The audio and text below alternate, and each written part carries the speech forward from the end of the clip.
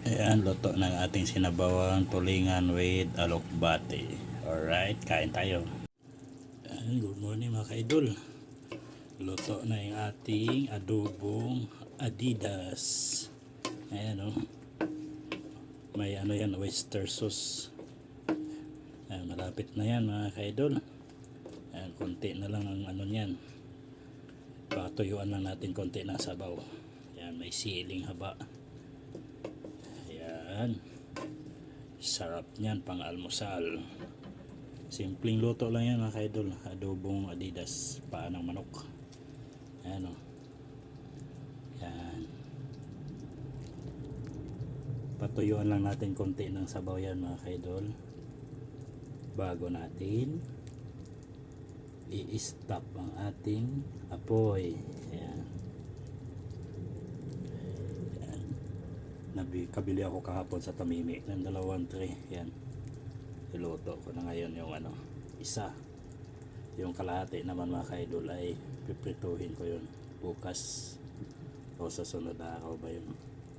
Ayan o. Yan, diskarte lang pag nandito tayo sa ibang bansa para makatipid ng pang-ulam. Alright, hanggang dito na lang mga kaidol. Good morning sa lahat at God bless you all. Bye-bye.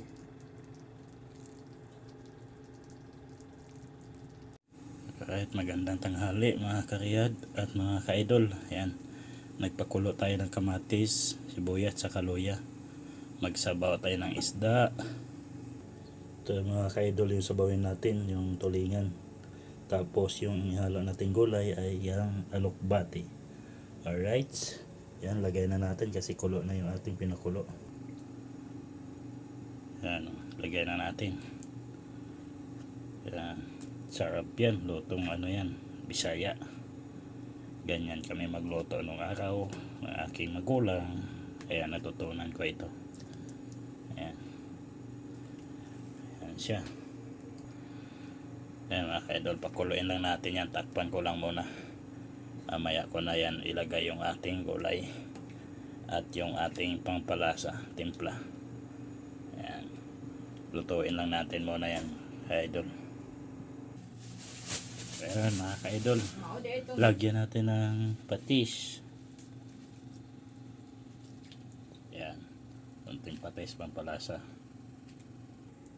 Ayan mga kaidol, tikman natin tapos lagay na natin yung ating gulay. Na. Ayan, lagay na natin yung. Ayan mga kaidol, luto na at hanggang dito na lang. God bless you all. Bye bye.